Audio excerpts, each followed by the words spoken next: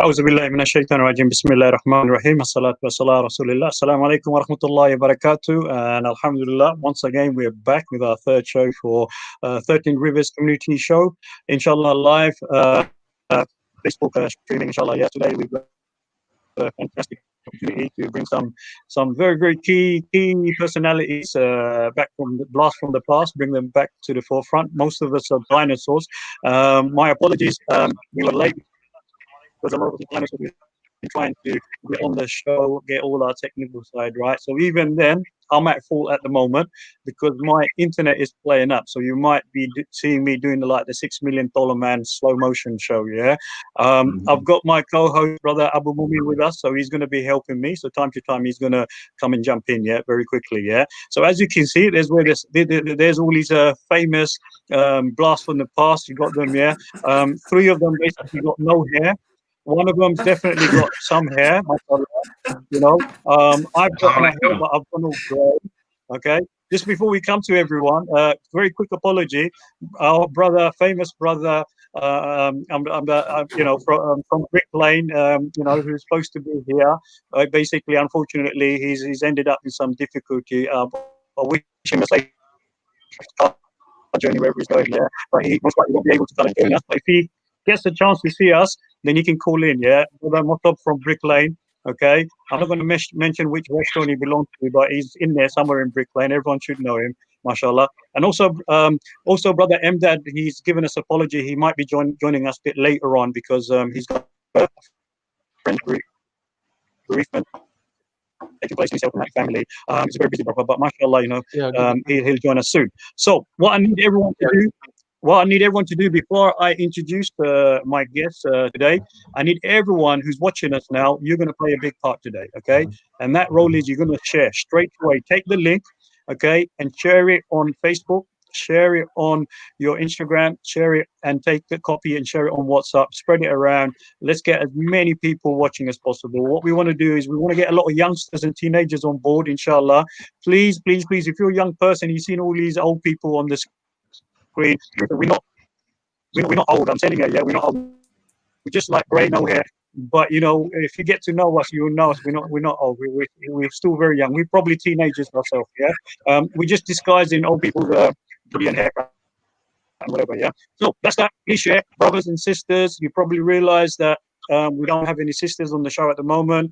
I've tried to contact various different sisters due to the timing and also various different other reasons. They promised us they're going to come on some future shows, inshallah. Yeah, so we'll have them on the future show. Some of them are going to call in, but obviously, as you can see, Mulberry Girls School isn't being represented here. Central Foundation isn't being represented here, but hopefully we'll be able to cover all the schools. And if you're not in the studio, you can just call us. You can also message us. Yeah, the message boxes are there.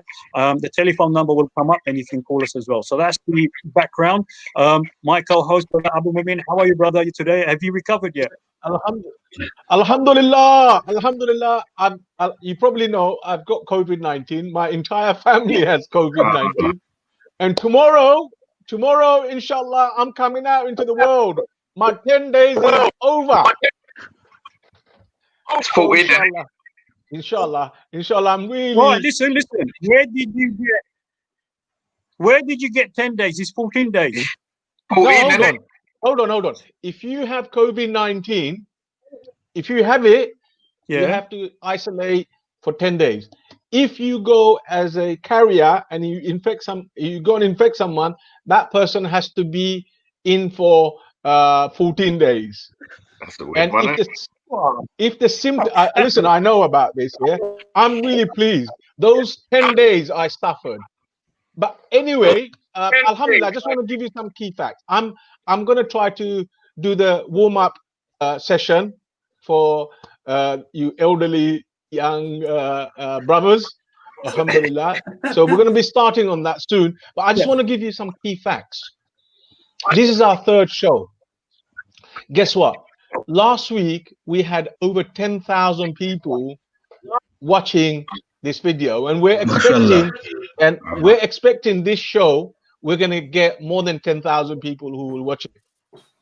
So, Nana, Brother Kosru, yeah, you guys, you've already done it. Monza, you've done your hair. Yeah, brother, it's all there. Still got a bit of it left. All right, okay. Abjol, you tell me when I can start my questions.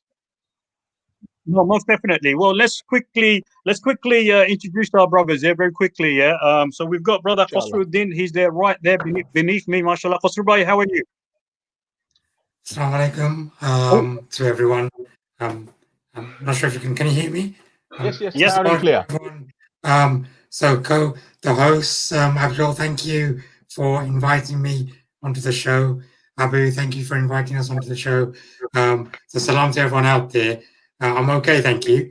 I'm just trying to stay safe and well. I have heard that Abu did have COVID. I get worried because during the early stages, myself and my family, we had it quite bad.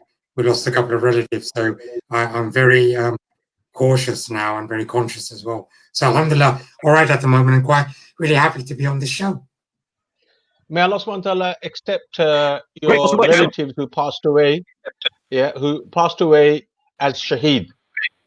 Just wanted to ask you, which school did you go to? I went to, now for our younger viewers out there, they won't even know this school. It is Robert Montefiore Secondary School. It's my goodness, are you that old? I am indeed. I am. But most people might recognize the school as Usmani Primary School. So that used to be my secondary school, believe it or not. Okay. Abjol, MashaAllah, Kosru bhai, well done. Jazakallah for coming on the show. Yes. Jazakallah, Kosru bhai, for coming on the show. Obviously, Kosru bhai played a major role in various different ways in the community. We'll come to that bit later on. On my far left, which is the other way, okay, past Abu bhai, you got brother Helal Ahmed bhai is there. He's there, right there. Look, he's got his thumb up there. Look, MashaAllah. Helal bhai, how are you? And welcome to the show. How are you? Thank you for having us on the show. But good, can I fantastic. let a little secret out? Yeah, go on. I was going to let a little secret out. The reason why most people don't remember Rob Montefiore, they closed it because there's too many Bengalis there. That's a fact. That's right. That is actually a fact, people, so I won't argue with that. I'll tell you a bit about when we speak later, but that's actually a fact. That is why they closed the school, because what used to happen is... Excellent. We will talk... Yeah, we'll talk about it a bit later, but I'll explain why that came about. It's quite interesting. Yeah. No. Helal bhai, thank you for reminding us. That's how we need your... Yeah, we need your brain to bring all these things from the past. That's fine. I'll trigger them all and come up to you. You talk. Yeah. Inshallah. Good. Okay, so let's go to brother Monza Ahmed as well. He's there just patiently waiting. Abjol, can I just ask Abjol, can I just ask Helal, which school did you go to? St. Paul's Way. Yeah, and you know what my school uniform was? Green bomber jackets, denim jeans, and 16 high for your Dr. Martens. Yeah. Okay. All right. Let's go to brother Monza Ahmed. He's right there at the bottom of the corner, mashallah. Monza, how are you? Alhamdulillah, bro. How you doing? MashaAllah. Lovely to see all the brothers there, mashallah. Assalamu alaikum. Alaikum salam. Having us. What? Wa alaikum salam. Monza, welcome on board, mashallah. Yeah, there are many brothers and sisters who probably are not at the show, but if you can get on and invite your friends. So if you're from any of the schools, for example, St. Paul's Way, Range, Daneford, I'm sure people remember Daneford School as well. If you don't remember Daneford, Google it. Yeah. It was one of the favorite schools. So I used to go to Which school did you go to? I used to go St. Peter's and then Stepney. When I was there. Fantastic. Okay. That's the bunking. I'm a serial offender for bunking. What's that? We will talk about the bunking subjects that you got on there. All right. Okay. Right. We will talk about bunking very soon. Yeah. So. All right. Okay. So, once again, brothers and sisters, please do call us, okay? So you can actually take part in the show as well. We may have some technical delays, so we're going to try our best to kind of like make it easy for everyone. But you can communicate with us. You can text us, leave a message. We'll read the messages there. If you can't get through on the telephone line, leave us a message. And if you can get through on the telephone line, inshallah, call us. Number to call us is 008 12345. 07. Yeah, you can see it on the screen. Make a note. Call in. Tell us your stories in your schools. Yeah, what happened when you were there at that school? Did you go to Daneford School? Did you actually go to Montefiore School as well? Yeah. Any of you in Globetown, you went to Morpeth. Tell us about Morpeth. Yeah. Tell us what happened in Mulberry Girls School. Yeah. Tell us what happened in Central Foundation during those period of time. Yeah. So it's a good way to connect all our friends and everyone together.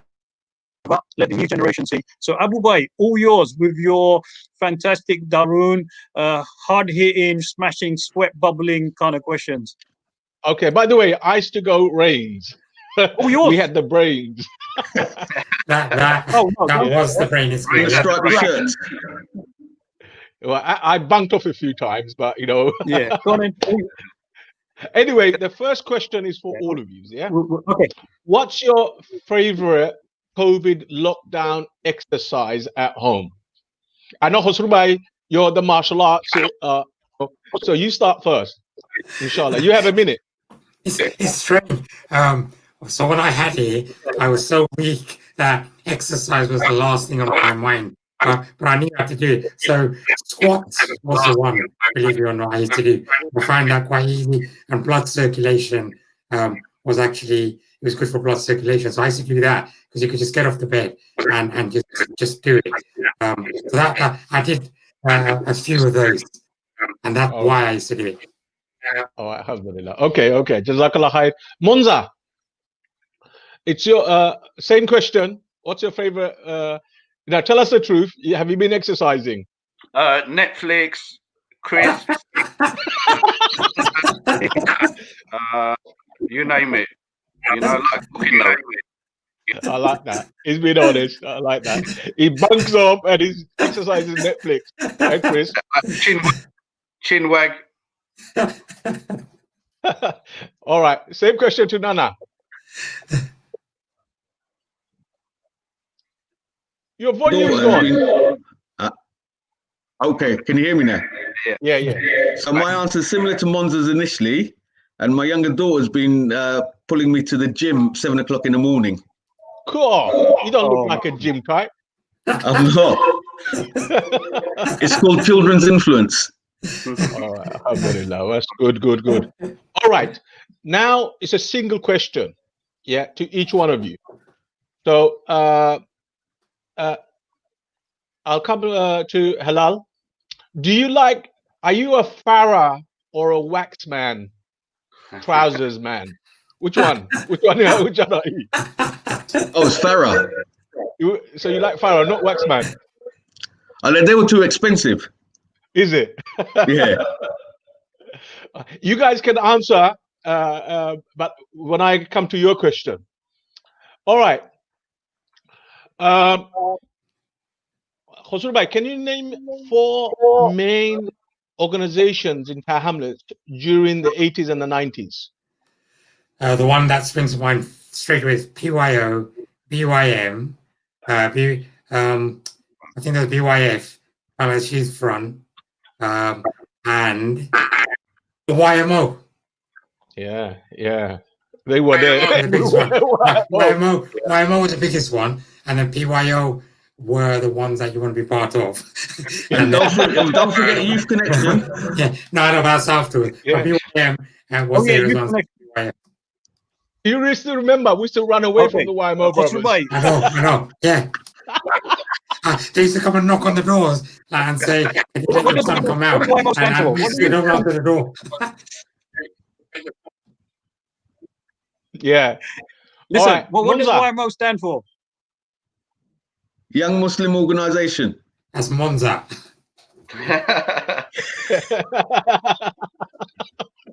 All right, Monza's question. Tell me about it. Monza. Yeah, Monza. bro.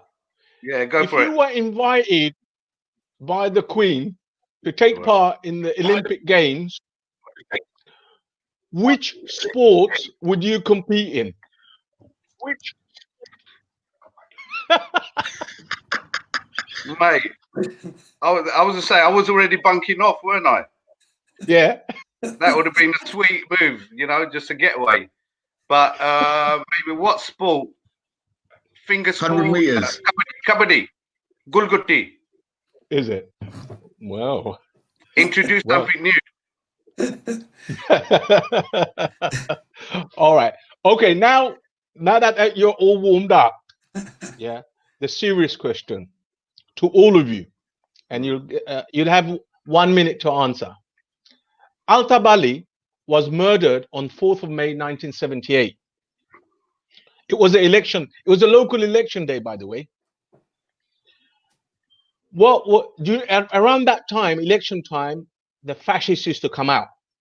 It used to be get the packies, get the, smash their heads. What were you guys doing on this day? Kosru bhai, you start first. I'll be honest. I was quite young, believe it or not, at that time. 78, I was about, I think, 11, 12 years old. I was in school in Robert Montefiore that day, I think, or doing something, but I was not anywhere near Al-Tabali Park. And the other thing, the strange thing is, although all of that was happening at that time, I wasn't familiar about the Al-Tabali situation until I was much older. So although it happened during our time, we were kind of shielded from it and not really involved in that. So I think I would have been at school if it was a school day. If it wasn't, I'd probably been at home. All right. Okay, Jazakallah. All right, Helal.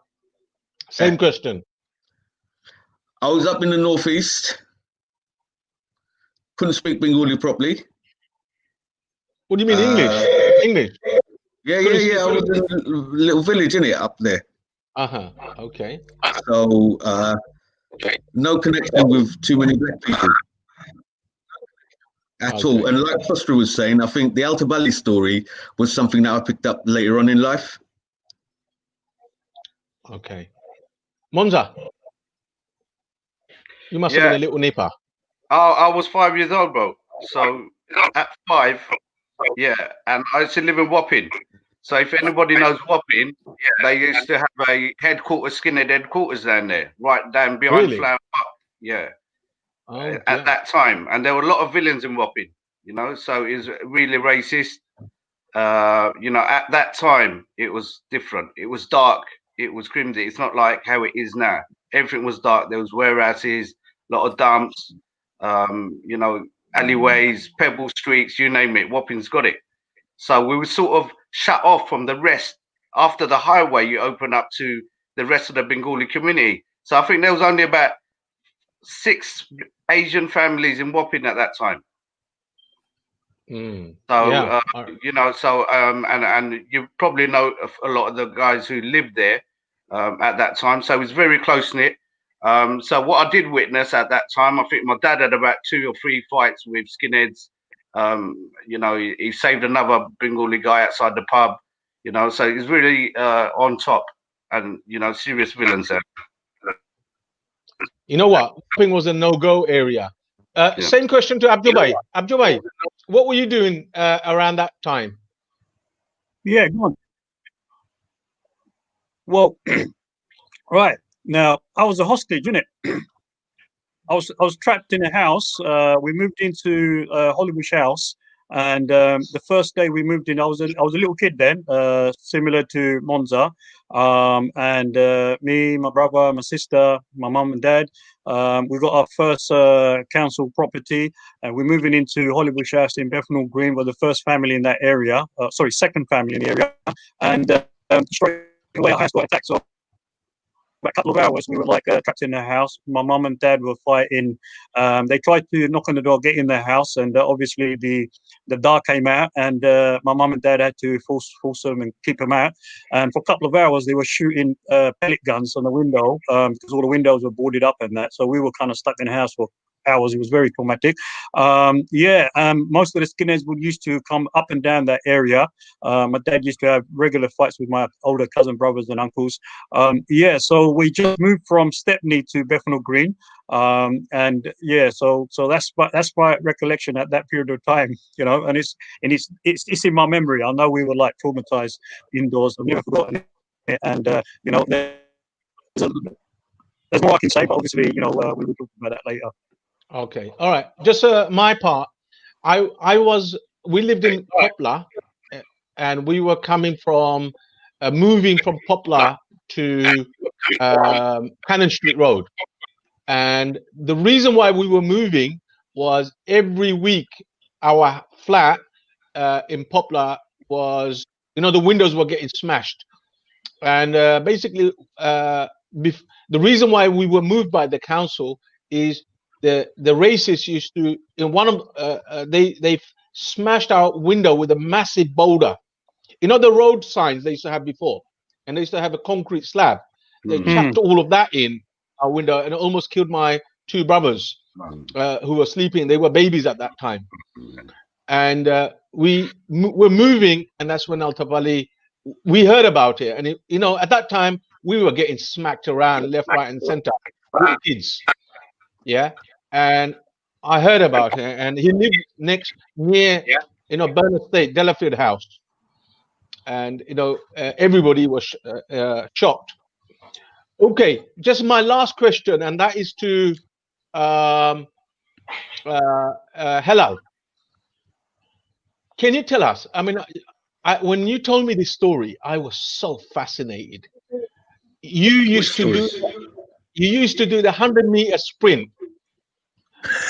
We heard you were the fastest Bengali alive. The only bloody Bengali sprinting down Badette Road from St. Paul's School. Right. Tell us about that 100-meter sprint. Listen, those days, you know what? We used to say Kolima before we left the house to go to school in the morning. Yeah. And Badette Road, Poplar, in those days, early 80s, people would tell Bengali parents off for moving to those places if they got offered a house. And we was in West Ferry, so I went to St. Paul's Way, but that road, that junction, there used to be a pub and a cafe there. And you had to do that 100 meters past there, or you was getting paint thrown on you, you was getting a brick on your head, or someone was going to thump you. And that's what it was. So basically, they were waiting to do packy bashing as soon as the little kids finished school. They weren't waiting, they were just getting on with their daily stuff and then packy bashing with it. All right, so we were the extra on the side. We were the extra curriculum. Oh, bloody hell. Guys, let me just tell you a story. I remember when Helal was a youth worker, and there was a story where we went to another youth worker, he was moving, and we went down there, it was Canning Town. Oh, Faz's. Yeah, that's it, Faz's. And then I was kicking off with these guys, and I think there was about 4 of them anyway. They were like, but you forgot to tell them it's Canning Town. Yeah, Canning Town racist. You get me? But the way they were talking, everything's sweet. All right, lovely, jubbly. Kicked off. Everyone's holding me back, and I'm thinking, what's going on? You know what I mean? Let me go. And hell, and everyone's holding me. Yeah. Next minute, the geezer's letting off now. He's going racist. They goes, yeah, let Mons go. Right. So they let me go. And the geezers, they started running, So I'm sprinting down. Next minute, Helal whizzes past me, That's why I witnessed, man. He can run. He's gone past me. I was running behind him, He cleared it from behind me and got to him before me. He was trying to sweep him, you get me? Then we sweep them and everything, and they all kicked off. They gone run in the pub, and then all the pub got involved and whatever, But just a witness to say I've seen this sprint. Yeah. Oh, by the way, just if any of the young people who are listening, if you think I'm talking all hot air about my story and their stories, they did a whole documentary on ITV on all the racist attack, including my family. They even showed that big rock. Yeah. So it's not really made up. It's actually, it happened. Anyway, I'm done, Abjol. Over to you. Let me tell you. I used to go to. Yeah. Good. I used to go to Morpeth. I was one of the first 10 Bengalis in that school. Some Which people, school? when I was in my primary school, now I tell you, this is quite interesting. I went to St. John's Primary School. Yeah, and I thought I was English. Yeah, and guess what? I actually read the Bible before I read the Quran. Yes. Yeah. All I can remember is my mum reading the Quran. Okay, but when I went to the primary school, I had to read the Bible. I know my Kumbaya, my Lord, all the songs, most of the songs, and we had to go to the church. Yeah, and I actually got caned for not singing it when I realized that maybe I'm not supposed to sing it. Yeah, so what we used to do is we used to move our mouth so that we didn't get the cane. Yeah, when I was little, we used to get the gym shoe and we had the cane as well. So when I moved into the secondary school, most of my friends were non-Bengalis, and I got along with them quite well. Yeah, so I didn't have no problems in the secondary first year and second year. But most of the Bangladeshis who came in, kind of like from Bangladesh, quite new, they were a bit lost. So when they went in the playground, they couldn't even put their foot on the playground where the other kids were playing football. As soon as they put their foot on there, they would have got rushed and got beaten up.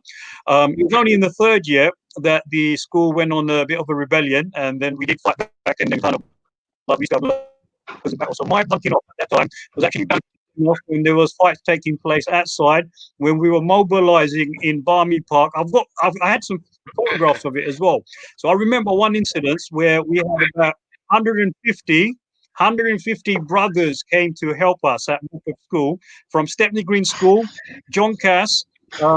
Paul's Way, Daneford, Way, they all came, mashallah. I've got to say, I used to be really, really proud when they used to come. The brothers from Stepney Green, and we also had some brothers who were mixed race, English and Bengali. They used to come and help us as well. And I remember one incident on Globe Road. There was 150 of us on the other side of Globe Road, yeah, right, waiting to rush to school, basically, yeah. So what normally used to happen is we used to rush from the back gates, go in, and then obviously, whatever happened, and everyone did their skirmishes and come out the front gate, yeah. So in this particular one, in a particular day, I'm not going to name the year and the date that took place, yeah. We came there, and then everything was quiet, and suddenly some of the lads see about 10 or 15 kind of like white boys just near the staircase in an estate. So the brothers go, the chance are on, the chances here, yeah, right, 150 of us, United Arab, we're going to rush them, yeah. And guess what? First there was 15, then there was about 20. We had no clue there was about 500 of them behind the estate. 500 of them behind the estate, yeah. These were not like teenagers, like we little kids, yeah. Like, look, I remember I was like 13 years old. These are men. These were the BMPs from Roman Road, okay, and they came down to help out. They're like football hooligans, yeah. So when we saw their size, 150 of us, but we'll say, well, it's not 100 of them, it's not 200 of them, yeah. While we're contemplating, the others started to run, okay? So everyone now running from back of Globe Road all the way up to Stepney, skirmishing through Barmy Park. We got scattered that day, like, unbelievably. Mashallah, no one got caught, yeah? I managed to jump over a wall that I think you can never jump over today, yeah? Because when I was little, I used to do all these jumping from one building to another building when I was escaping from, like, racist attacks and that, yeah? And nowadays, in the modern day, they call it free running. I actually invented free running without realizing. Yeah, that was the incident. I'll tell you good ones afterwards. Yeah, there's loads of good ones. Now, what this embarrassing thing was, guess which brothers got caught by the police regularly at these kind of conflicts when they were happening? Anyone? Which school got singled out? Yeah, Stepney Green. Range was so camouflaged. Okay, they wouldn't let us out, bro. They wouldn't let us out. Didn't help us out at all. Daneford. Is it Daneford? Daneford never got into trouble. Okay, Stepney Green would always people pick them up. You know why the police pick them up? They came to the battle to fight with their school uniform on. Yeah. But that's because the school had school uniform. Our schools didn't wear uniforms. Remember that? Yeah. Can I ask Kosru Bhai? Yeah. It would be interesting to hear about that. Is it Montefiore School? Robert Montefiore, yeah. Yeah. It's strange. So Oh, by the way, before you do that, are you a waxman or Farah man? You know what? Just like Halal, my dream was waxman, but I could only afford a Farah. So I've got to, and that shop, Davis, on the corner of New Road. New Road. To sell. I go and buy the Farah from them while I'm looking at the waxman. And I do remember one time my mom and dad actually gave me enough money to buy a waxman. I think I kept that for years and years and years. It was just, it was the thing at that time. So there's my. You know what Hoss did? He took the W sign off the lapel and he put him on the other trousers when he wore them. I've done that because at that time, even though we were young, you all know we used to do machining because after school it was off to work kind of thing. So I was quite good at machining. So I used to get these labels off the Farah and everything else, stick them on the other trousers, cheap trousers, a quid from somewhere, stick the Farah label and just wear to leave. Yeah, that was it kind of thing. The reason I'm asking, yeah. the first ever waxman I managed to afford, my parents gave it. 1 week later, it was Eid time. I got into a fight and I tore it. Oh, that was so sad. Anyway, your story about Montefiore. Yeah, I mean, Roman Montefiore School, strangely, right, totally opposite to all you guys. Our school was the only all Bengali, totally male mixed school in the whole of Thai Hamlet. So it started, in the whole country, mate. I know, but it started off with a good mixture when we first went in. And what used to happen was the other schools were quite notorious. Stepney Green, John Cass, Daneford, for kids getting beaten up.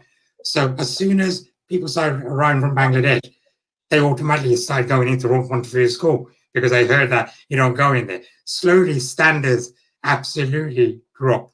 No one could speak English, to the point one guy went to school with his longi on, and I'm not even joking. He actually did the whole of his journey with a longi on. That was the main point, I think it was. They made a decision.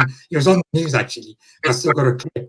It was on the news, and they said that the education of that school had deteriorated so much that the teachers could not cope anymore. Therefore, they had to make a decision. And the decision was that because no new people were coming in other than Bengalis who could not speak English at all, they couldn't cope. So they closed it after the year after us. So, Fozol and all of them lot from Brick Lane, they were the last year there. And our year was, my cousin from East London Mosque. So we were in the same class. All of us were that was our year, and the school closed just after our year. So although there was not much trouble in our school, our issues were going to school and back. That journey was a mission. It was like playing gladiators and trying to get through. You had your hot spots, a bit like what Helal said. You knew where you were going to get beaten up, kind of thing. So you either avoided, stopped, waited, or you ran, that kind of thing. So Abjol. Okay, before we get Helal in, I think I used to go to school. Guess how I used to go to school here, right? I used to have a bag. I didn't go to school uniform. I used to put my shin guards on my legs, football shin guards. I used to get 2 shin guards, put them on my wrist as well. I used to wear a cricket box as well. And I used to get a maths textbook and I used to put it in my belt, put a belt there, and I used to put it on my stomach. Yeah. So when I used to get rumbled, I was able to kind of take some beats here and there and cover myself up here and there. Yeah. Yes, it was very traumatic. Yeah, but it was quite normal. It was like going to school quite normal. You made sure you did your prayers. Time as well. Yeah, you made sure you did your prayers on time. Parents were worried would come back from school as well. So, it was those good old days where, you got a bit of, licks, hits here and there. And it was kind of normal until obviously we started to fight back and rebel back. So I want to say a funny story before, we go to Helal Bay. Yeah, there was a big game changer in Morpeth School. Now, I was instrumental in taking the whole school on strike. First time ever. It was the LEA, I think, at that time. Yeah, I said, I'll stuff all that. Yeah, so we decided, we got some leaflets out and said, look, we're not going to go to school no more. I got some help from some of the community leaders and activists, and we did our supplementary classes in Oxford House, where we got some teachers that came and helped us. But we boycotted the school for a couple of days. until the governing body brought us in and wanted to ask us why we were doing this, and we said, look, it's not safe for us to come to school, because if you got like these national fronts coming into school and like loosening their dogs on us and they're beating us up on the streets, it's not safe for us to come. So then they changed some policy in the LEA as well. Now, one of the funny things, in the third year, a new brother came from Stock Newton, and he came and started. It was very hardcore. He taught all the kids how to swear, basically. Yeah.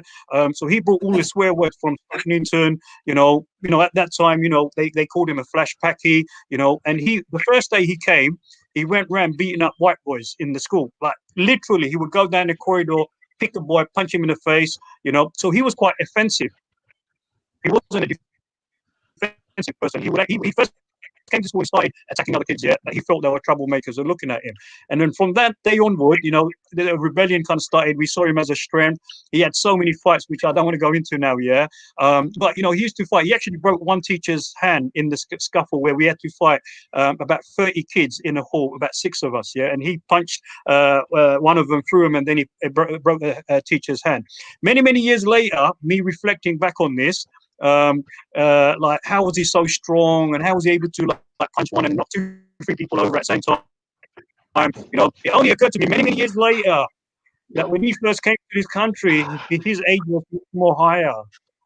So he was older than 16 years old. Where I'm like, I'm sure that was normal. That was normal. 4 years younger. Yeah, so most of the kids, he was like throwing them around everywhere. He was like a grown adult. Yeah, he was a grown adult. Yeah, and he didn't realize how fire he was. We had quite a few of those in our school. Plenty.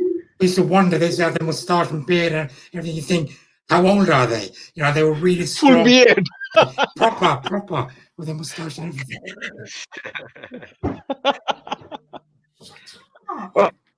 Yeah. Wait, we got messages. Can we go to the messages now? Yeah. Let Helal make a comment, or Monza. About what? Yeah. I mean, I just want to say, Monza, your area, Wapping, man, is really. I'm just bad. hearing the brother out, and I can relate to what Abjol's talking about, because I was a choir boy, I was the altar boy. You know what I mean? I used to do the frankincense at the top of the altar and all things like that. So I was always all right for a packy in Wapping. You know what I mean? So that's what it was said all the time. He's all right for a packy. He don't smell, but the rest do. Things like that. So it was common. I used to hear it all the time. Actually, I got my name, Monza. My dinner ladies gave me that name, and it just started spreading like wildfire. In Wapping, everyone knows me as that name. If you tell my real name, Monzur, Monzur, or nobody knows me for that name. So that started very young. So when coming in and they're coming on the scene, when I started seeing other Bengalis, it was difficult because I was sort of accepted borderline. I was part of the clique because I grew up with everyone. There was all my age, went from nursery all the way through. So I was aware of all the families there. A lot of the families knew me and things like that. Okay. So Monza, can I just tell you about your area? We played. Do you remember the Metropolitan Police Finals? Yes. It's a police tournament. We got to the finals, and it was played in that sports center in Wapping. Yeah. Orwell Center. Yeah. Basically, none of our parents came to the final. They were busy working or whatever. Right? We were playing one of the Teviot teams. The Teviot team. They hated packies, man. They hated us with vengeance. And all their tribe and everybody, all 200-300 of them were there. And the police commissioner, Metropolitan Police Commissioner, with all the top police officers were there. My goodness, we were playing. Chop the packy's legs off. Packy, you smelly, in front of the police commissioner. Yeah. Right? And guess what? We were like so scared. We were thinking, their parents and their kids and their uncles and aunties are gonna get us. Yeah. And second half, we were losing 3-1. Second half, we came back and we won the tournament. You know what? They wanted to murder us. The police had to give us protection to get out. Yeah. Yeah, because Wapping's a weird place because you've got to cross over the highway and there's only 2 routes in that way. You know, you've got to go over the bridge. So, you know, the rest of the community really is when I went to secondary school, I actually realized there's a world out there beyond the highway. You know, so we were sort of shut off in our own sort of world. It was like when I come and see other people outside and all that, when I went to secondary, then I realized, oh wow, look, there's a lot more of us sort of Bengalis, you know. So it started, you know, because I didn't really, although we felt racism, it was like an undercurrent, you know, it was overtly racism there in the 70s and 80s. But as we started growing older with the kids, you know, same school, same age, it became more, I don't know, undercurrent, you know, and it almost like, oh, he's all right. So they all had dogs. So I'd get like, we see Bengalis running away from dogs. And I'll be all right with dogs because they all had dogs. So I used to know the Alsatians or the Dobermans or the Rottweiler, you know. So I was around dogs because whenever they come out, they'll have a dog, you know what I mean? So they taught me how to handle the dog. So I said, right, this is how you do it, you know. And then my fear of dogs started going because I could grab them by the jaw, fling them, swing them, and things like that. So it was different experience, you know. Okay, and this thing that is all right for a packy, it didn't sit with me when I got to a certain age. It didn't sit with me no more because I'm thinking, well, you know what, you can't go and abuse people and then be all right with me. It didn't make sense. I think that's the kind of experience a lot of us got. There was always this, if you can speak English well, a bit of Cockney and all of that, you know, he's all right, but they're not. And you're right, Monza. That's when things started getting a bit, hold on, that's not right. How am I all right? And my mate who's right next to me, because he's got a bit of snot coming down and, you know, all of that. He's not all right. He's just a dirty packy, a greasy packy, and you're all right because you can speak a bit of English. You know, so what? I think that was, you know, that started. I was going to say, I think that generation, all of that started the revolution, I think, during the late 80s, early 90s. That revolution of, you know, we are going to be accepted and we're not going to take any more of this. I think it started from there. And as we started, our population, I think, started to grow as well. Because during our time, there weren't a lot of us. And we also had this kind of understanding from our parents that, you know what, you don't start trouble. Just make sure you get to school and come back. So there's a lot of, you know, passiveness. But then from the late 80s and the early 90s, people started forming their own views and thinking enough is enough and started responding and reacting, I think.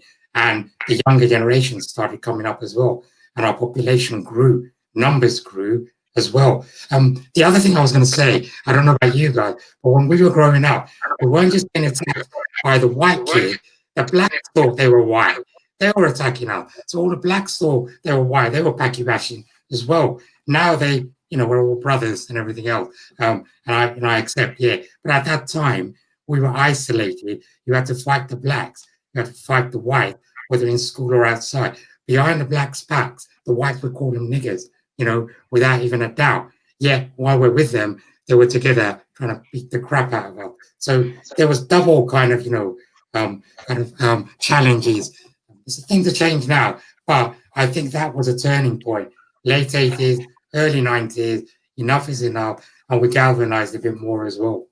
Well, I think I'm going to add to Kosru's 2 points. I think there was a third point in there as well, which was, first of all, you was fighting the white kids. Then you were fighting the black kids who were joining them. Then you were getting battered by the old Bill. Yeah. Don't forget the old Bill. They were the biggest gang ever. Yeah. And I just wanted to bring this point in. So, you know, I think nowadays people see the police force as a consumery service, a customer service kind of thing. Back then, listen, mate, you know, they pick you. They used to wear like iron toed boots. You know, so many boots we've had from them. But then that's what I'm saying. You were fighting on all angles. You know what? You're right, Nana. You know, what we've experienced, I think our generation is a bit militant. We don't give shit because we suffered pretty badly. I used to get involved in fights. You're talking about a 10-year-old, 11-year-old, right? From the age of 11 all the way to 14, 15, every week I used to get involved in a fight. It was bad. And this is when you were thinking, where are the police? Now I'm thinking, where were the police force? Where was the local authorities? What were they doing for us? Most of the time, they were around the corner watching you getting battered. Yeah, that's when. Brick Lane? Yeah, I remember. And that's the where Sally incident. Remember, so I just wanted to bring some of these points up around the history around what we grew up with. So, you know, and I think people need to understand that the timing, you know, we're saying we had it bad, we had it this way. Yeah, we had it bad in certain ways, but we also had opportunities in different ways. So, for example, most of us went college and university without paying fees and coming out without 46 grand debts. We got paid to go to university. Remember, we had the education grants, all of those things. So we had opportunities at one side in one way, but on another side, you couldn't even get to the door of the university because you were stopped getting there. Okay, so it was a balancing act. And, you know, I remember, like, for me, it was kind of different because, like, I left sixth form, fortunately, with good results, really. And then I thought, nah, I've got to see the world. And I think, Abjol, you were talking on a youth work show last week about, you know, not everything's in your patch. You've got to get out to see some more, to meet more people, to see diversity, to do that. And of course, you know, like, you know, we were quite out and about. And so I ended up going to Newham. And they used to call me Bengali Babu. I was the only Bengali there. Maybe 2 or 3 other Bengalis there, but there was no other Bengalis because Bengalis weren't nowhere else but to Hamlets in those days. And so I was Bengali Babu, and that was fine. And then it was Bengali Babu from Brick Lane, Mass, all of that kind of stuff. But it kind of made me work through that college year. But then I ended up getting suspended from the college. And then I ended up coming to Arbor Square because that was the only college in London that would accept me to finish off the A-levels. Because once you've been suspended, that's it. And in Arbor Square, I think we set up the Asian Society because, don't forget, it was City East London College and it was 99% African Caribbean. You remember that time? Yeah. And, you know, the few Bengalis that were there, it was a bit hard. And this is what Kosru was talking about, is we started becoming politicized a bit more. Hang on a minute. I've got some civil rights here. I've got human rights here. I can do this. I've got the chance to do this. You can't stop me. So all of these things started happening. And I remember one thing, and quite a few of the guys who went to college with me would remember, our vice principal, right? Won't mention names, because there was quite a few Asian girls in the college, and you know the park outside the college, people would sit there. And she called one of the girls in. She goes, you girls are like prostitutes, hanging around in the park, waiting for guys to come pick you up in cars. You Asian girls. So this is the kind of mentality that was there within our education system. When we was in school, I remember being taught slavery was a good thing. It was a colonial thing. It was a British thing. It was something that they were proud of. Nowadays, it's a different situation. But come on, we remember those things, and times have to change.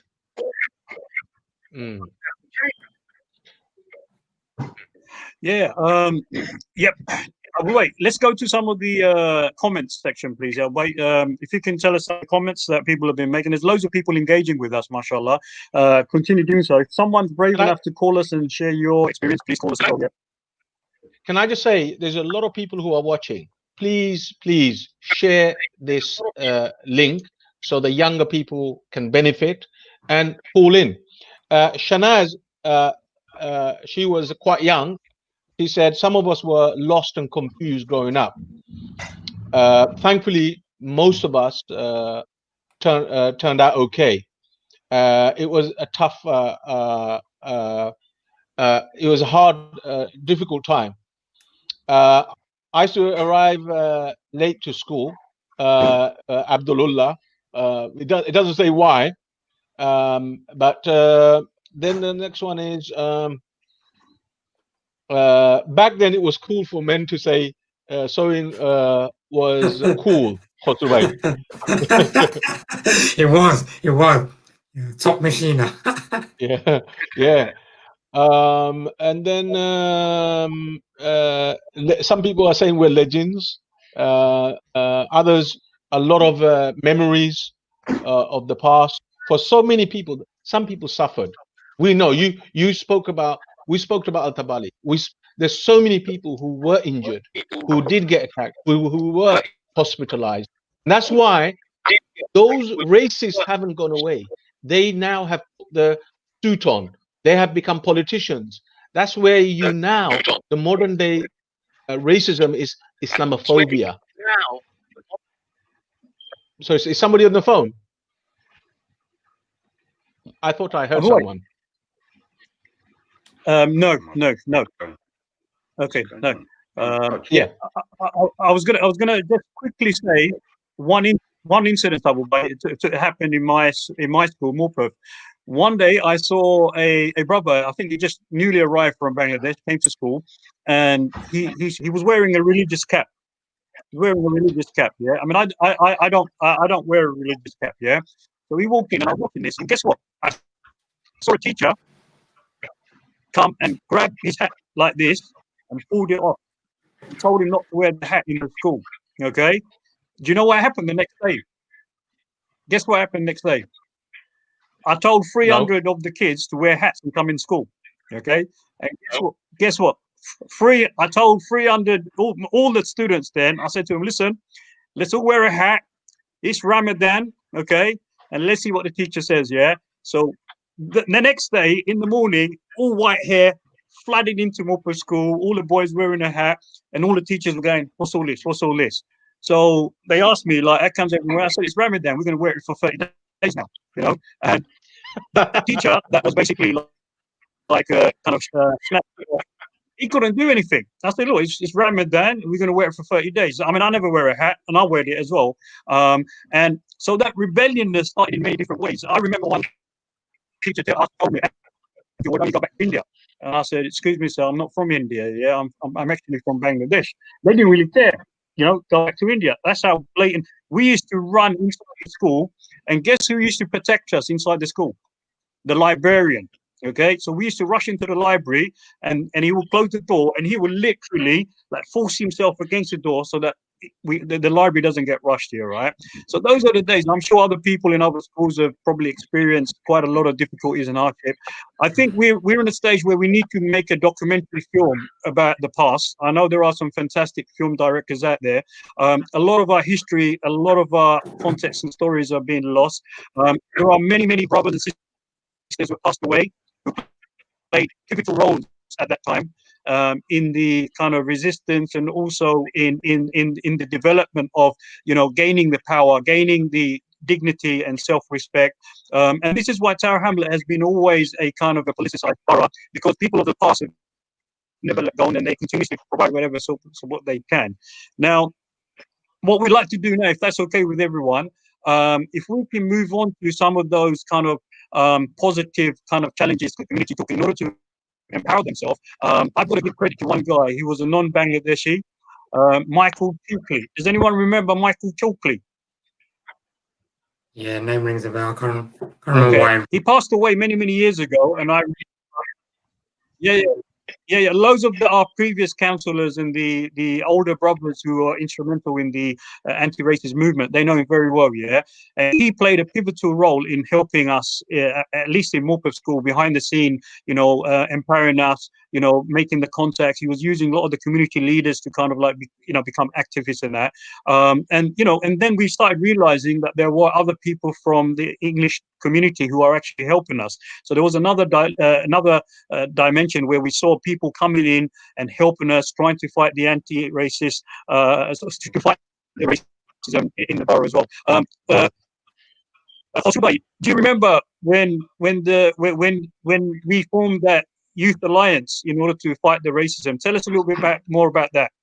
Yeah, I mean, that came as a result of, some people might remember, the incident with Kudus Ali, where a young Bengali brother was beaten up quite savagely in Watney Market, just outside the pub. It's no longer there, but by John Rutter. John Rutter. yeah. So that I I used think to live that in was Wapping. there's a big backlash following that, and I think at that time we had a lot of young Bengali kind of groups, gangs, whatever you want to call them, in different areas, not really galvanized.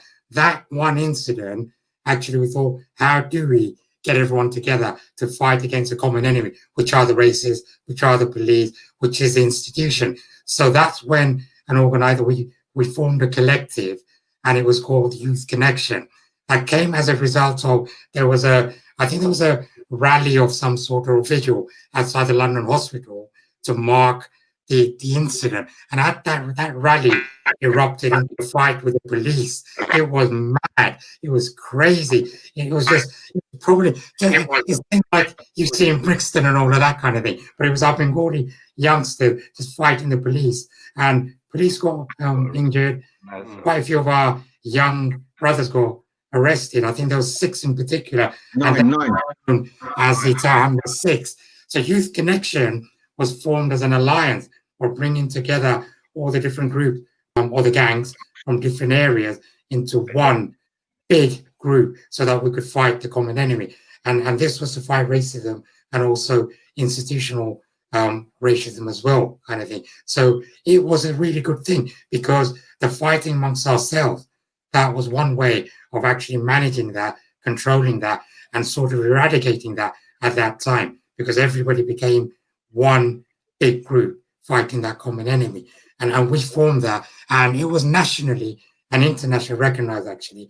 We were getting, we were being contacted from abroad to see what model, just to get a kind of picture and explanation of the model that we had developed so that people could use it in other countries. So that was really, that was one time when I saw all of our young population. I mean, Abu was involved. I do remember. Abjol, you were involved. Helal was involved. In Monza, what we did was we picked 2 key people from each area that had influence in that area, and they formed that initial committee of that group. So then that way we could control and manage all the areas and all the young people.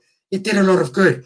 It eventually did what it was meant to do, and politicians got involved as always, because it was getting big. People wanted to, get into the limelight and shine the torch on it, kind of thing. Say they did it. When that happened, as always, it started to disintegrate, because it wasn't meant as a political platform. It meant as a young people voice. Yeah. And as soon as that happened, we started to it did some good work. But can I just add to Kosru's point? I think that also helps us understand what community leadership was as well. Yeah. Lots of us started coming through, and it wasn't, there was a certain point of, our elders say this, and that's the leadership. But actually, that wasn't that leadership. The leadership was understanding situations, understanding the implications of stuff. Because I remember, Hos, the arguments, me, you, and some of the Abu and that, was like, quite a lot of people were around when we had organizations, white anti-racist organizations, parachuting in. Yeah. We'll come and sort it out. They wanted to do the anti-Nazi League. Yeah, do you remember? The Socialist Workers' Party, the Communist Action Group, all of that lot. Yeah. They all wanted to come in and be on the front line. Yeah. And getting all the press saying we're helping the Bengalis. And our point was, hang on a minute, you've turned up at night, you're going to go home, I've got to walk home, and I'm the one who's going to get battered. So if anything, you stay behind us, let us lead the way. And I think that's where some of our young leadership, that community organizing, the resilience, all of those elements started coming in, because we were just thinking, hang on a minute, we're getting battered this way. You want to come and take over this, get the limelight for that, and then we're still getting battered in the middle. But actually, listen to what we're saying. We know what the risks are. We're willing to take those risks, but I don't want to take the risk because you want to get your face on the paper. So I think that was another big step for us in terms of young Bengali people into hamlets, is understanding some of those community politics and actually taking ownership for ourselves. Can I just one quick point, and I've got a question I'm going to direct at all of you fighting on Monza. The racism hasn't gone away. a new form of racism. It's within the police force. It's within the council. It's within the government departments. These guys, they were skinheads before. Now they got suits on. So we need to continue this struggle until we get good, clear opportunities. Now, my question, Monza. Yeah, bro. If you can go back in the 1980s or the 1990s, you must have had a really good role model that really had a positive impact in your life. Who would you want to meet if you were given that a wish? Who would you want to meet and why? Wow, that's a weird question, isn't it? Who would I want to meet? Well, 80s and 90s. I think I was well into my music by then. You know, the 90s. I was somebody doing who these inspired you. Somebody who acid inspired house, you know, mixing, you know, DJing. You know, that was our forte, innit? So we got around. You know, we used to go to all these illegal raves and things like that. So who would I want to meet? I don't know. Maybe a boxer or something. Somebody who's had a positive impact. Positive, you've got to say Muhammad Ali at that time. You know, he's at the top of the list. All right, okay. All right, let's go to Ali. He was well outspoken. He's always had that sort of, you know, sting about him. You know, well outspoken, world famous as well. You know, everyone wanted to be Muhammad Ali. Alhamdulillah. How about you, Kosru? What was the question again? Somebody around the 80s and 90s who was inspirational. Somebody has had all these difficulties and challenges, but somebody at that time came and helped you.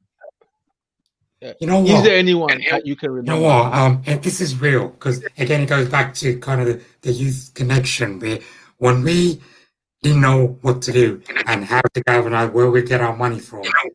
The one that actually stepped up and came down and helped us, quite famous at the time, was actually, and we've moved away from all of that, by the way, was Apache Indian.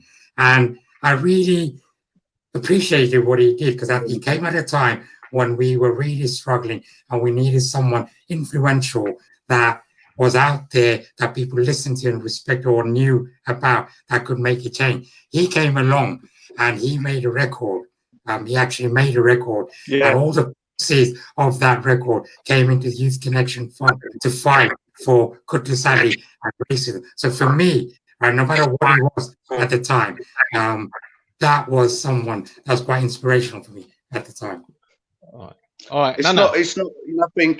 Just to go on the back of Qudus Ali, I remember the guy who actually beat him up. I know their family because they live in Wapping. You know, and it was approached many times afterwards. After all this, he came to explain to me why they'd done it. This is after he'd done his bird. So, you know, it was awkward to see that, to say, why is he coming to me, having to explain himself to me? Because you remember that thing that he's actually all right. Yeah. So, you know, I was always around him and he knows the score with me. So he didn't want that enemy thinking, right, now something's going to happen to him because I know who he is, you know. So they felt obliged to come and explain themselves, you know, him and his brother, you know. But he gave me a different story, and I said, you know what, I don't know. All right. Okay. I can say, and that day, I was actually on my way to that march, and I think Pasha got arrested already, so there was already a scuff. And everyone's running the other way, and he's going, "Don't go that way." The police are chasing everyone off. So we're on our way down that road to where Chris's hairdressers was, and everyone's running the other way. And they say, "Look, it's all kicked off, and they've already got arrested." I'm thinking, "What's going on?" Where is Pasha these days? He's in Bangladesh. I haven't seen him for years. Yeah, he's in Bangladesh in Upashore. He's got a place there. He's got a little a boutique opened in his house. He's opened a place, and he's doing all right. We'll catch up. We'll catch up. We'll catch up on that one. Helal, same question to you. I'm going to be quite different because I was already into the kind of rap music scene, and like Monza was saying, and for me, I think one of my influences would have been Ice-T because it was very disestablishment, anti-organization, anti-government, anti-police. It was very much raw, radical, lyrics, which were very hard to come by. And, you know, for me, he kind of like that music kind of broke some of those boundaries and started bringing that kind of the establishment, the kind of, you know, anti-government, that kind of stuff. So, and being a radical student movement, you know, being a students' union at university and stuff like that, that was for me a big driver, really.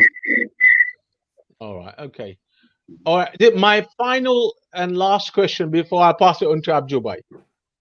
All right, you know, clearly there is a lot of history. Our generation, our older generation has suffered quite a bit. Our parents, how things have changed from then to now. Yeah, and what we need to do is, you know, how can we educate our younger generation about their history? Because they don't know about the struggles and challenges that we went through. You know, because it's going to get lost. That struggle is going. This difficulty will get lost, and we know right wing have a tendency to come back. Yeah, but it's which way. So this is what I was trying to say earlier, Abu, was, you know, for us, we had the racial kind of attacks, and it was the Paki, the black this, you know, all of this.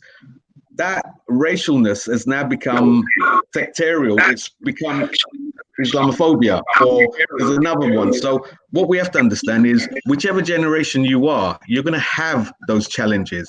And for us, it's really important that our young people start understanding what resilience is, what sticking up for themselves is, no matter what the issue is. You know, today, you know, in our days, it was the police, it was the fascists, it was the BNP, it was this.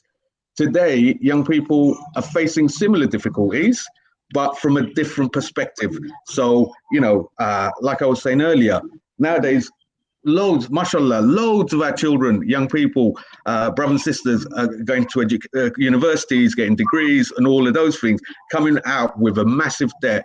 And then on top of that, they're having this focus that, you know, you lot are all terrorists or this, or, you know, those assumptions, that extreme view. So they're going to have to fight through this. They're going to have to be resilient for all of this. The next generation that come in, it's going to be something else. That challenge is never going to end. There's going to be one or another or another. And the key for me is that people need to understand, you know, support each other, back each other, motivate each other. And that resilience is a key for me, is being able to stand up for yourself and people around you. Yeah, how can we motivate our children? Our children. You know, we are determined. We had to get battered. We had to literally get battered. We all shared our experiences. Nana, you had to run to save your lives. Otherwise, you're going to get battered. How do we pass that education to our kids? I think, you look, history is always a lesson, but also history being mixed with current situations and looking at how they correspond with each other. They're the key things. And for me, the key thing is resilience and having an understanding. And that's what we need to be doing. We need to be motivating that resilience element so that people can stand up. You know what? We've got thousands of young leaders out there. It's about how do you motivate that leadership in them? How do you get that ownership for them to take ownership of their communities, their neighborhoods, their areas, their towns, their home? Nana, Laila, there is a strategy. just sorry, Monza, you come in. Laila just a message, and she said, "We are the younger generation. We're passionate to give back to our communities. However, opportunities are not available to us. Yeah, carts, racism, youth clubs are decimated in Tower Hamlets. I'm sorry to say it that way. Sorry? Doesn't exist. All around the country. Well, I'm just going to add to that. In terms of a strategy, you could sort of go on the back of, you know, a Black Awareness Week and then make it more specific to the location. So if you use the Black Awareness Week, then you can get into the establishment, you can get into schools, you know, and you can bring to the forefront the struggles that the communities have faced in the past in terms of bringing about awareness. Because I think the schools have got a role to play, and they're in the community. But look, Mons, you know, most things start at home, start in your community. So we all play a role. I think, you know, one of the excuses most people use will, the school's there to teach that, but actually schools there to encourage that, and those bases, those roots have to be set elsewhere, really, don't they? I mean, education does sit at home. I always have discussions with my kids, but I'm so raw that they can't handle it. But I think, just on the back of that, I think what's missing now and what was there before, and why I saw some of the comments and how is it that we did what we did and the younger generation. What's missing for me is that mutual respect and that unity. We've become so individualized now. We're just talking to our kids. We need to make sure that they understand that it's not just, it's not, they've got to be a bit selfless and start integrating and kind of getting that mutual respect back, because we can, you know, as they say, unity is strength, and we used to live by that in the late 80s and 90s, and that's how we survived, and that's how we weren't fighting with each other, but we were supporting each other. Because if we've got each other's backs, and if we learn that mutual respect, if we stop having these gang fights and postcode wars and all of that, and stop fighting each other, we're doing our enemies' work for us. Why do we need racists for? Come on, you know, we're beating each other up. You don't need some white man or a copper to come in and batter the crap out of us. We're doing it ourselves. We need to, that's what we need to try and work on. If we can address that somehow, minimize that, reduce that, and get our youngsters back united again, talking to each other again, having that mutual respect, then the education and everything else that they're gaining will be more stronger, and they can utilize it far more better as well. So I think that somehow, because that was what bound us together in the olden days, no matter what area you're from, you're in trouble, call Cannon Street, call Shadwell, doesn't matter what beef or whatever you've got. Let me just throw a funny bit into that, but, you know, not like Tade where you can pick up WhatsApp or this and that. There was a phone box outside Shadwell Station, Mons. That's what we call the Shadwell guys. There was a phone box at Mirage Cafe. That's where you contact the Brick Lane people. There was a phone box by BYM. That's where Cannon Street was contacted. But that was a connection. And if we wanted to say anything, we had to go find people and sit down, have those conversations. It wasn't like a text message and a WhatsApp message and an email. It was like people came round to you. People came round, sat down. We had, come on, how many times did we sit in those coffee shops drinking tea for like 6-7 hours, just talking about, you know, when the next demonstration is going to be, who's going to organise what, who's getting the placards, who's getting this. That you know, BYM was a key place for that kind of stuff. Cost 52.5 in Hanbury Street. Mirage Cafe, they made so much money out of our meetings in 52.5 with all the teas and kebabs. But that's how we did it, because it was about mobilizing people physically together, not virtually. The other question is, I suppose, you know, I know we're doing it, but how many parents, how many dads with this kind of experience are actually sitting kids down and talking to them about those experiences? You might be Abu, Abjol might be, Monza might be, I am, Helal might be. But we're not the only 5 that went through. If everybody was doing that, sharing those experiences, I don't think a lot of parents even have that kind of relationship with their sons or their daughters at all. So that's another thing. If we could do that, as well as we are doing with our kids, if that was something that could be replicated across the piece with everybody who lived through those generations and came up the hard way, I think the kids will have a bit more of an understanding as to what the struggles were, how lucky they are, how fortunate they are, and maybe their mindset, their thinking might change a bit. But I think the Bengali community has lost its voice.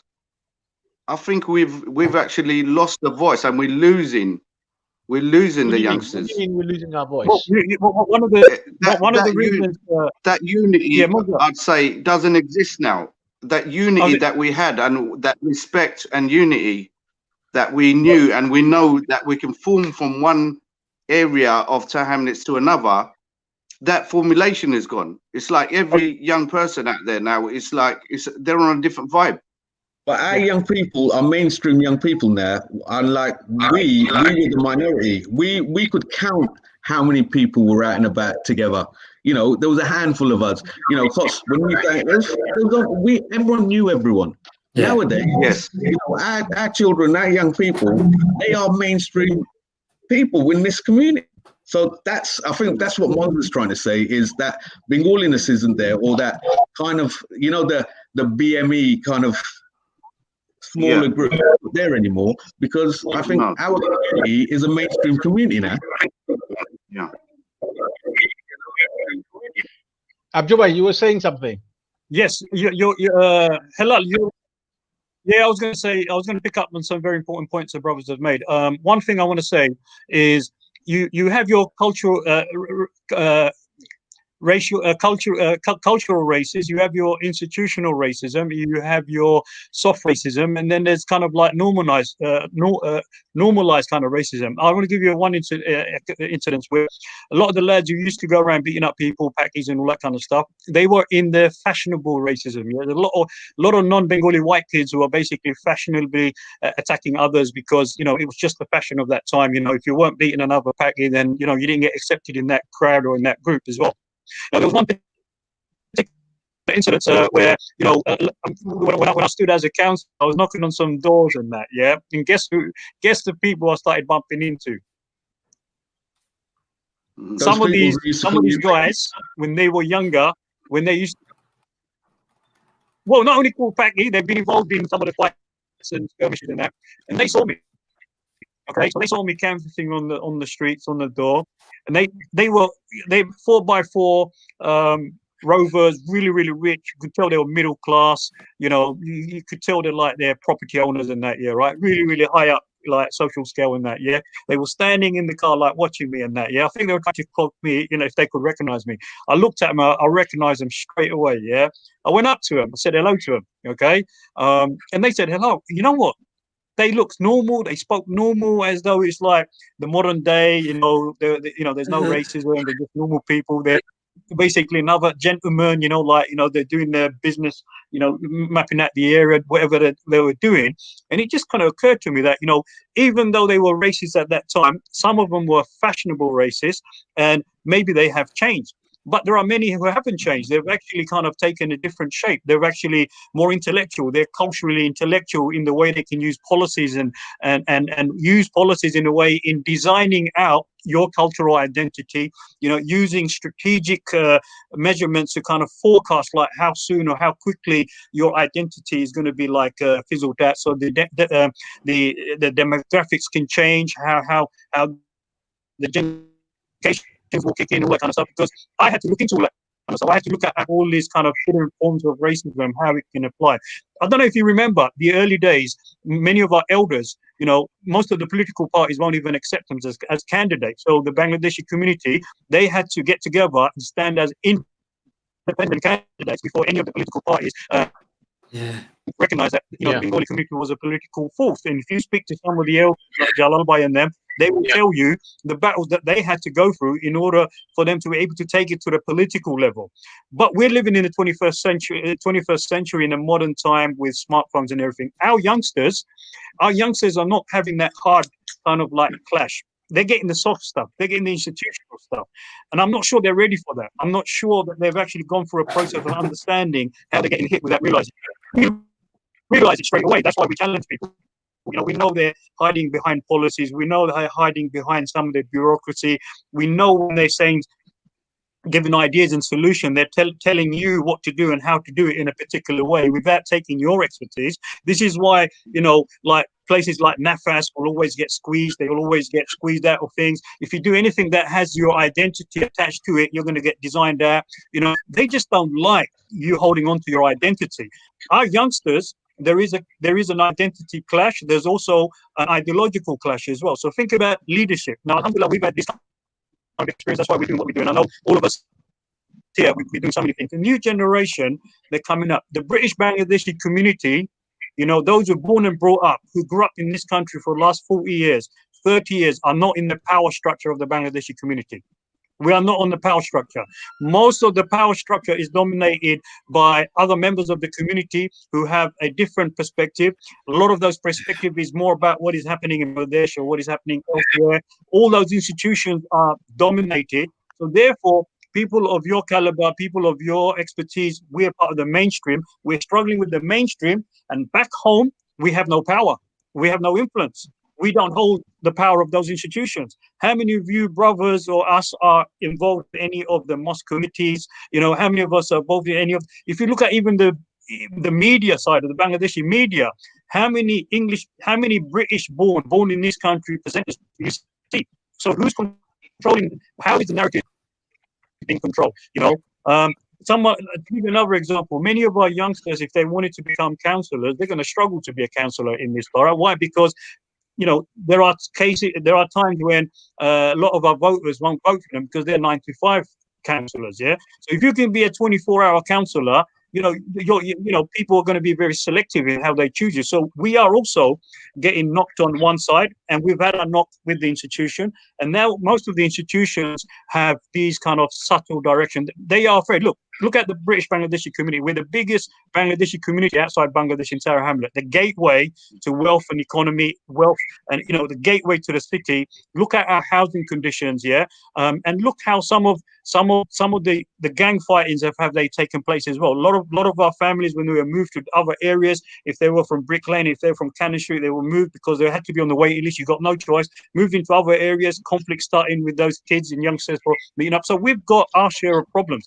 Leadership is very important. We've got to help the next generation and push the next generation to become the leaders. We cannot be, in another 5 years' time, the leaders of this community. The new generation have to come and they have to take over. But how do we do that? Go on. Go on. Sorry, So Nana. all I wanted to say, Nana, is look, I think we've looked at quite a lot of the negative context of this, but also let's not forget we've got loads of our youngsters coming through who are very articulate, very smart, very conscious. And how do we support these youngsters to start becoming the movers, the shakers, the leaders of tomorrow? You know, we've got this responsibility. This is on us. Yes. You know, we can sit here and say, oh, when's the next generation going to come from? But if I'm not leading that, or I'm not motivating that, or I'm not nurturing some of this, it's never going to happen. But let's not forget, we do have loads of our younger brothers and sisters who are very articulate, very politicized, but maybe they just don't know how to do it. Maybe they just need a push or a pull. On that note, Hilal, we are going to do a specific show on celebrating the qualities and the goodness that our community is actually given. There is much more than what we said today. We've just wanted to touch on our experiences of the past. Hopefully that will trigger a lot of interest. One thing I would like to see is some serious people, documentary people, to make some documentaries from the community, not other people coming in and making it for, you know, like to represent us. I think we need to take that initiative. We need to document some of the historical events. A lot of our elders are passing away. A lot of history is being lost as well.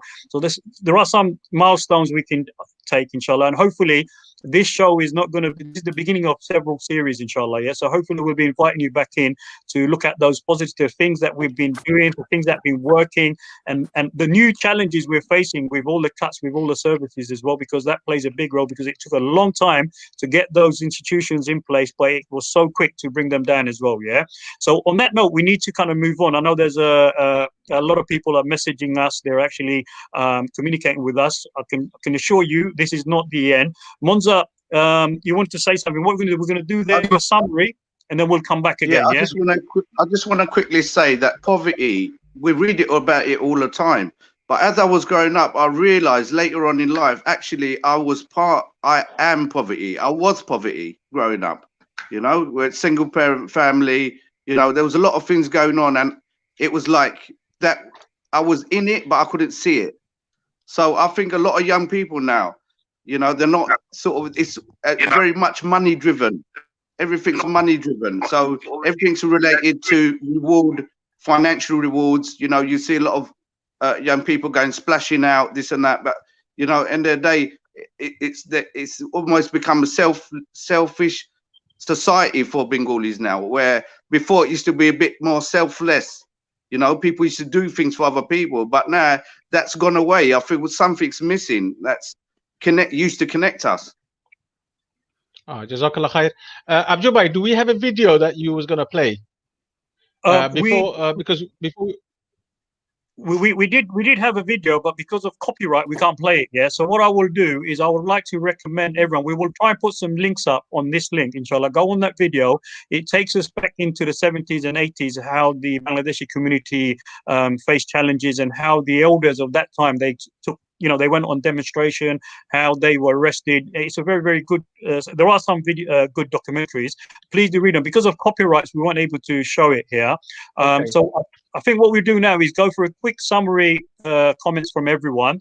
Then we will conclude for today. And inshallah, in a couple of weeks' time, we will resume the discussion. We want to do at least 3 series on this. And hopefully in our next show, we'll have more guests coming on board.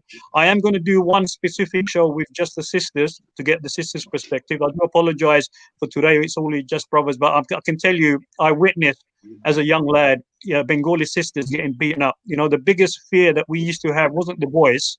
I can tell you for sure, it wasn't the racist boys out there. Yeah, we were scared of the girls. You know, girls will actually, like instigate most of the kind of like trouble at that time. Those particular girls, there are times they will come up to you, they will spit you in the face, and then they will try and have a kind of row with you. And then obviously you couldn't do anything.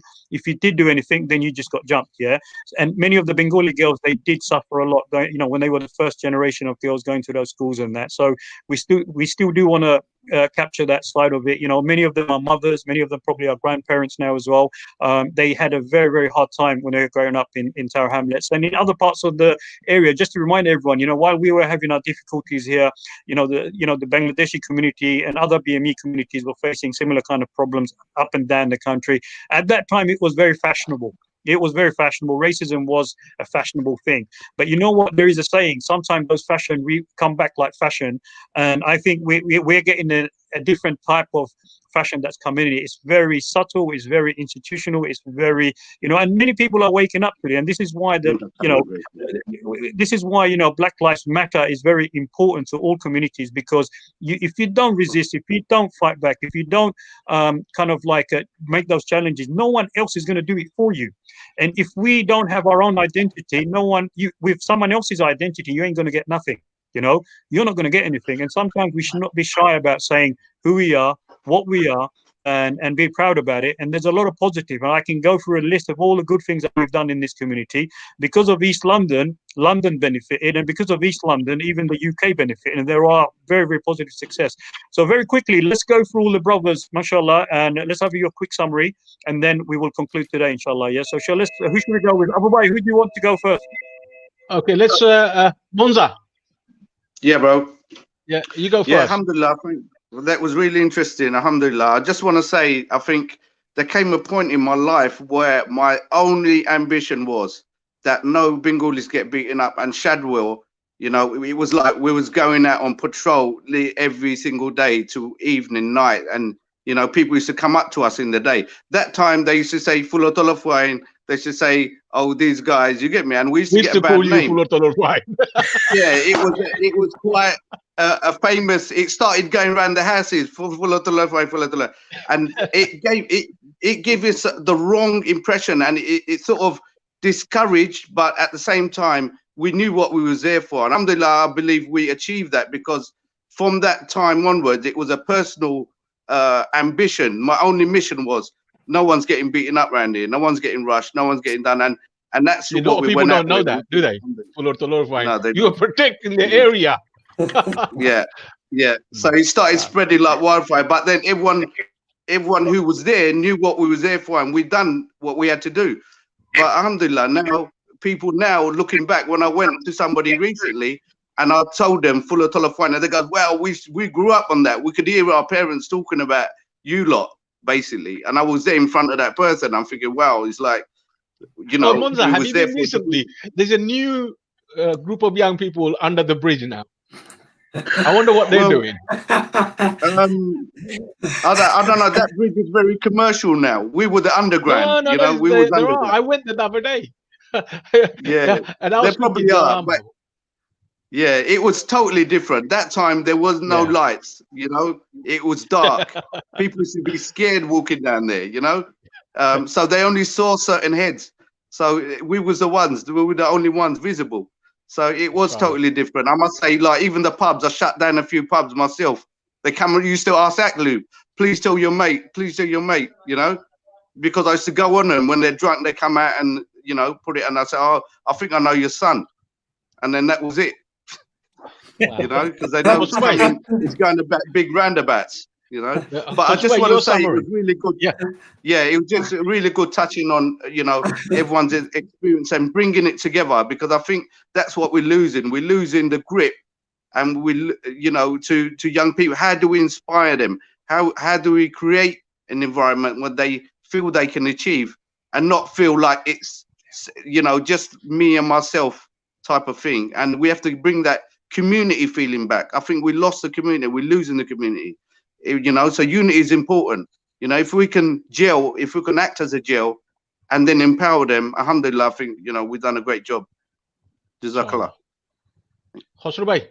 Yeah, very briefly. Firstly, thank you for the show. And in answer to one of the questions, I think, what do we do? One of the things we're doing already, as we're doing is shows like this. Because if we can do more of this and invite our younger people, the modern, you know, kind of social media and everything else, those channels, invite them in through channels that they know and that they're, you know, hooked on, then maybe that's one way of sharing some of the things that we're talking about, actually. And the more we talk, the more people will know, and the more people will know. So I would say to you, brothers, continue with what you're doing, because it's excellent.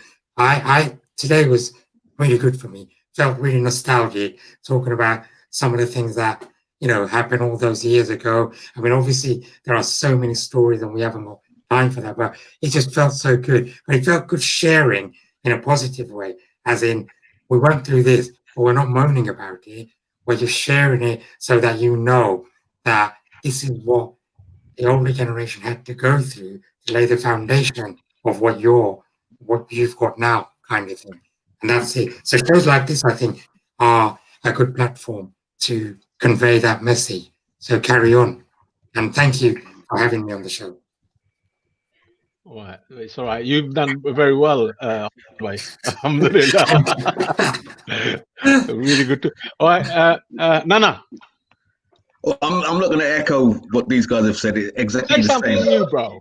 I am going to say something new. I'm just kind of like, this reminisce just kind of reminded me where we've moved from, to be honest. I remember the times we used to go and support families who had shit proof put through their letterboxes, who had firebombs put through their doors, just to, you know, 5, 6 of us used to go and sit outside the blocks, just to give them a peace of mind so that they could sleep at night. You know, so it's just reminiscing all of those kind of times, but actually looking at now, you know, we've moved so much further, but we can achieve a lot more compared to what these two guys are saying in terms of how do we build that resilience, and we don't see these times again for not just our community, but any human. All right. Okay. Before I pass on to Abjol bhai, my few points of summary. First of all, I think if you look at the Jewish community, the Jewish experience in East London, in Europe, one thing that they do is document their experiences. They create museums. You know, Altabali. We're talking about Altabali. We're talking about majority of us impacted by physical violence, and these need to be documented. And I would like to see a museum somewhere in Tower Hamlets, you know, call it Al-Tabali or the British Bangladeshi experience. So not the third, not the fourth, but the fifth and sixth and seventh generation could look back. Yeah, that's number one. We forgot to talk about the Ramadan time when we were young, because our parents thought we were going to the mosque. Okay, we'll talk about that. I didn't want to, you know, give the young You're people. grassing yourself up there. No, listen, I love Ramadan time. You know what I used to do? I used to maybe you maybe you guys can shed a few more minutes, one or two experiences. I used to go just to keep my parents' word. I used to go and do the fard prayer, and the rest of the 2 hours, it was a good time. Also, you guys haven't said if you bunked off. Yeah, have all of you bunked off in your time in school? Yes. Yeah, with Hands up, bumping. hands up, hands up. Who bunked off? The bumping. Monza, you must have bunked off. Yeah, plenty. He's got the record. Listen, I still have people saying, "Oh, I didn't get my O levels because Helal taught me how to bank off." Yeah, I didn't get my GCSEs either. The annex, I had a special route. Listen, And it was guys. to Christchurch. You remember Christchurch? We could have touched on that, but we just didn't have enough time. And like we have to go easy on our kids. We made loads of mistakes. Some parents are really hard on their kids, and this is another topic on young people because they have challenges. Social media being one of them. They're on it all the time because we won't let them go out. We won't let them go and hang out under shadow. You understand? The next new generation of parents, we're like keeping an eye on our kids 24/7 and not allowing them to make the mistakes that we have made, and we're all witnessing, and our kids are watching that we bunked off. Now we want all of them, all our kids, to suddenly become the pious scholar. Their sisters, do you remember back then our mothers used to wear the saris and stuff? They didn't wear the headscarf properly. Now what's happened? The change. Like niqab, hijab, everyone's doing it. Yeah, because we had It's regulation. Now you got to have your face covered. Oh, okay. Well. You remember we dealt with a different scenario where we were overcoming identity issues with Ya Nabi Salam Alaikum, everyone standing up and doing oh things my like goodness. that. Yeah, so it was chaos, So at the 1 minute you're in the church, you're doing this, that, and the other. Next minute you're coming home and everyone's doing Ya Nabi Salam Alaikum and then doing other odd things. You're running over there. It's like proper. And then the music hit the scene, and then the drugs come on the scene. Yeah, it was a total. You know what? Monza, I still haven't forgotten the lyrics. The morning assemblies. I don't know if kids do it nowadays, but I'm gonna just 10 seconds. Kumbaya, my lord, kumbaya. Kosru, you guys probably didn't do that in Morpeth. We did. I'm actually in Bangladesh. Prayer, No. Christian soldiers. Really? Oh. Okay. Oh wait, we've got to wrap up. All right, you need to wrap up. You need to wrap up. Okay. Yeah. Jazakallah to the brothers. Kosru, Jazakallah. Big thanks. For coming on the show. Monza, brother Helal. Superstar. Subhanallah. For you to come on board and that. Yeah. There are other brothers. There are plenty of more. I could have got about 100 people on the show, and I know you can. There are platforms where we can do that. Yeah. And I think this is going to be. We want to build this up, inshallah. Yeah, we're getting a lot of positive responses from young people. They're actually messaging me and things like that. Yeah, so you probably get messages as well. There are a lot of young people watching this in various different ways. I am gonna actually do my best to get a young people show together as well, so the young people lead on this. So everything we've discussed, and if we've motivated, if we inspired people, we want people to go out and to be confident in what they do. We do have strengths in our community. We have a lot of power in our community. We need to use it properly, use it effectively, know where we're going, know what we're trying to defend as well. There's no shame in defending your identity. There's no shame in being united, and looking for common cause. There is a saying, a good tree will bear good fruits, okay? And we need to eat from the good trees, yeah? Also, bear in mind, there are a lot of people out there from different cultural backgrounds who sympathize with us, who've probably gone through the same kind of experiences as us, and there are new communities who are facing similar kind of things as well. Yeah, so there are many people in our societies who are facing similar kind of things, or they have in the past. We just need to make sure that it's not the end. We need to think of solutions. We need to think of how we can empower the young people. Can I just say one thing? just Yeah, before coming in. you, right, brothers, the work of 13 Rivers Trust is exactly what we're talking about. Connect the past to the present and do things for the future. And you'll hear about the work of 13 Rivers Trust. All this time you've heard of Eating Care, Muslim Burial, and all of that. You're going to hear the work of 13 Rivers Trust a lot more. And this is exactly that. Sorry, Abjol Bhai. Yeah, no, Inshallah. you're right, and and a lot of us, mashallah, the community has been very good in various different fronts. But what we need to consider now is how we bring some of that benefit to the UK, to the local community, to East London, wherever you may live. Yeah, and this is one of our intention. So our proposal is that we will continue with our 13 Rivers Community Show regularly every Wednesdays from 9 o'clock. And we do apologize when the shows are very good, we don't stick to the time. We're supposed to do 1 hour show. We're actually hitting 2 hour now. Yeah. So Jazakallah, thank you very much for those people who are very patient. The show doesn't end.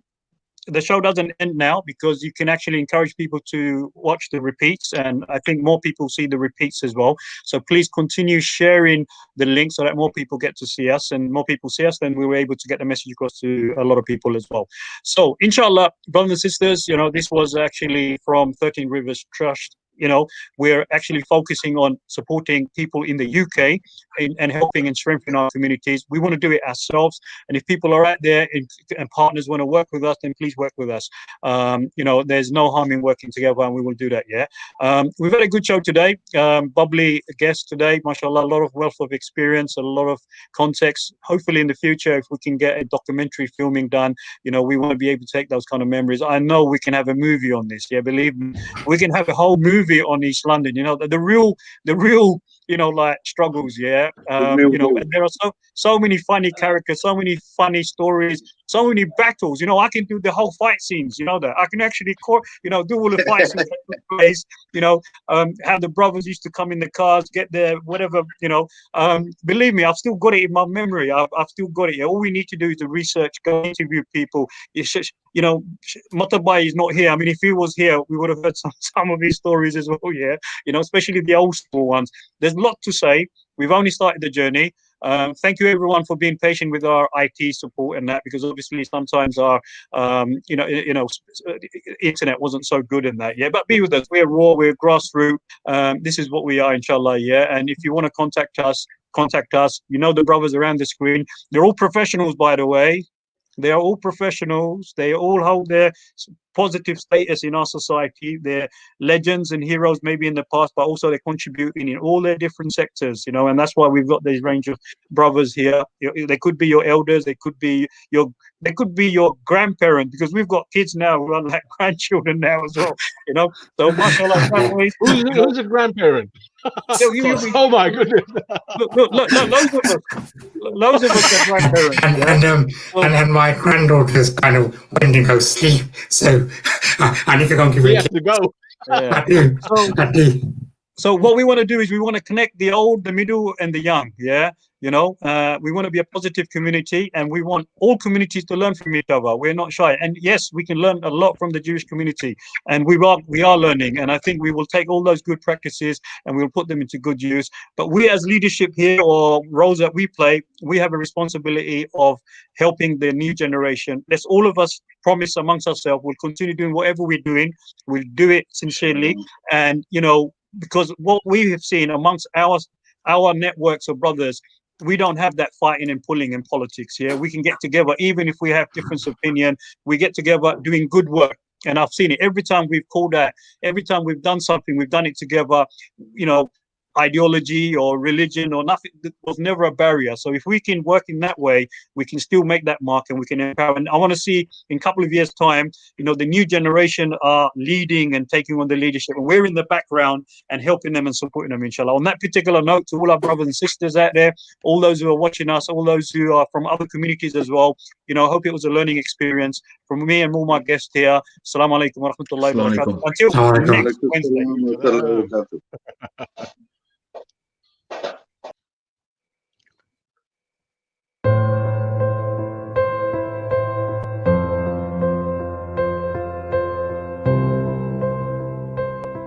Every soul shall taste death. Uddin Care provides end-of-life and burial support to those who are vulnerable. Uddin Care has been befriending those who are reaching end of life and have supported burials across the UK since 2015. We support vulnerable people who need that extra social, emotional, and spiritual help. We befriend the sick in hospitals, hospices, and in private homes. Many Muslims struggle with burial costs, including new Muslims with little or no family support. An average burial in the UK can cost over £3,000. Uddin Care have supported victims of the Grenfell Tower tragedy and their families with burial support. Help us continue to befriend the sick on your behalf so we can empower those who yearn for your kindness and warmth. Those who long for that feeling of being loved and not left alone or isolated during sickness. Uddin Care UK provides a 24-hour, 7-day-a-week rapid response service to those who are isolated and reaching end of life or are in need of burial support. Since 2015, Uddin Care UK has assisted people with legal covers, Grenfell fire victims, people with end-of-life support, and people with burial support. Help us provide new Muslims with free legal advice, so new Muslims are not forgotten during their time of need. The greatest gift you can give someone is your time, love, and concern. Donate to Uddin Care's Muslim Burial Fund and perform that simple act of kindness. And continue to help your brothers and sisters from the cradle to the grave.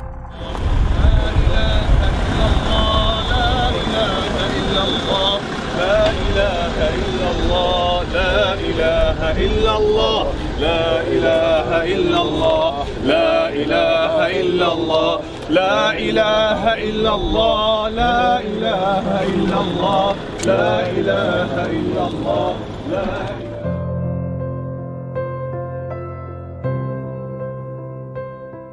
Visit us at EdenCareUK.com. A simple act of kindness. Like, subscribe, and share this video.